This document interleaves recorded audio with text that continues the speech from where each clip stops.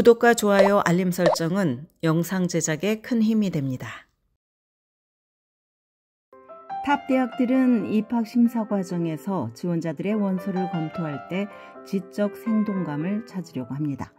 2명의 지원자가 학업적으로 동등한 자격을 갖추었다면 이 점을 합격 판단의 근거로 이용하는 것입니다.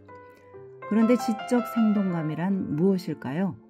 어떻게 지적 생동감을 원서를 통해서 효과적으로 드러낼 수 있을까요? 이 용어는 보통 학생들이 아니라 입학사정관들이 만들어낸 것입니다. 지적 생동감을 보여주기 위해서 지원자가 할 수 있는 것과 피해야 할 것은 무엇일까요?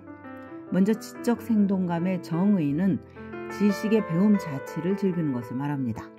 단지 학업 성적과 합격 가능성을 높이며 외부의 기대에 부응하기 위해서가 아니라 지적 호기심이 충만하고 배움 자체에서 진정한 기쁨을 느끼는 것을 뜻합니다.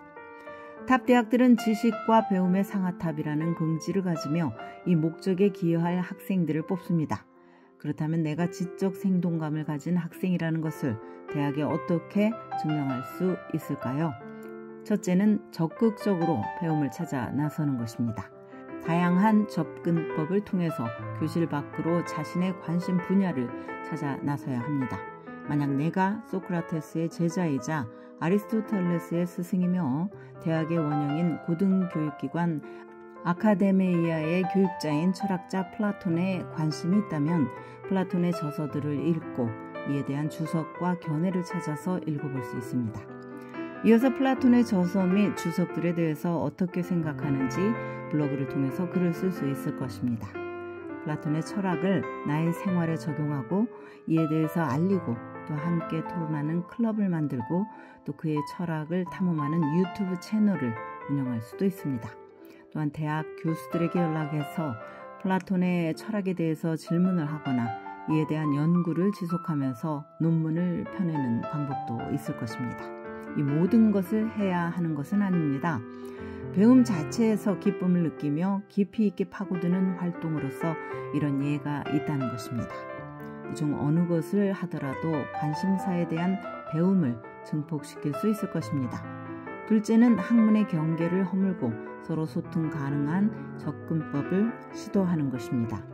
앞서 예로 든 플라톤의 경우를 들자면 플라톤의 철학적 명언들을 제공하는 앱을 런칭할 수도 있습니다.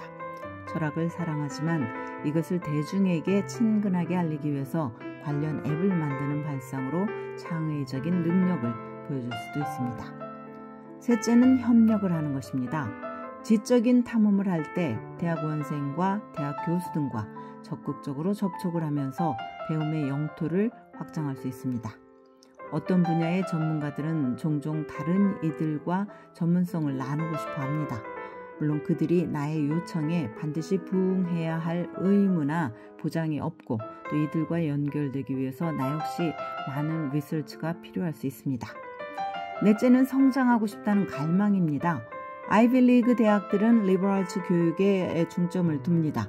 이 말은 다양한 범위의 학문을 포용할 수 있는 지원자를 찾는다는 뜻입니다.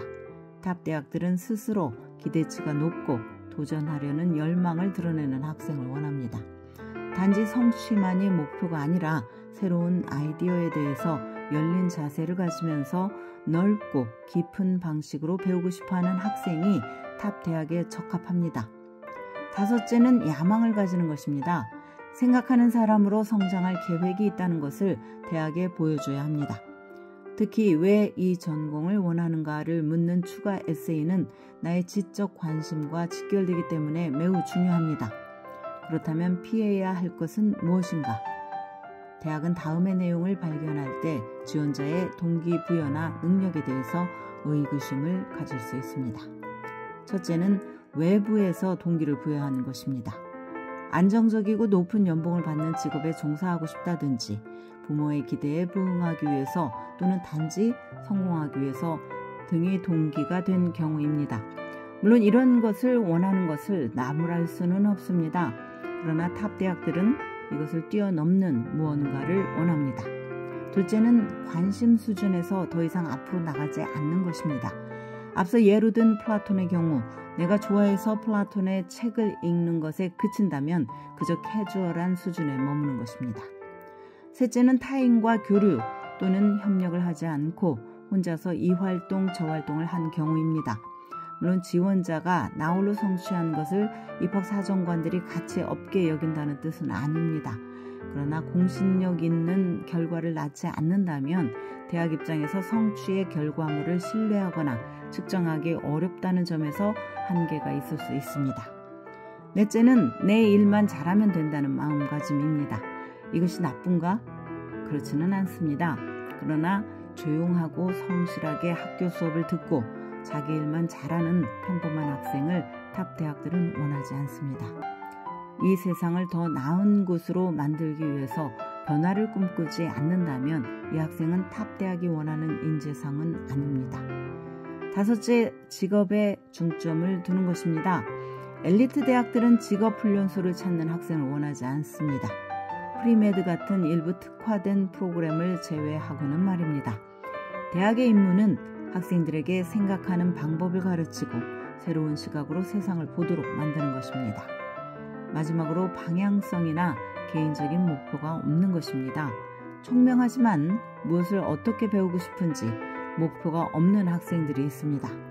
대학에서 무엇을 배우고 싶은지 원서 작성 단계에서 반드시 알아야 하는 것은 아니지만 특정 분야에 뜨거운 열정이 있다는 것을 대학에 보여줘야 합니다. 지금까지 교육 전문 컨설팅 그룹 어드미션 메서스 진아킴이었습니다.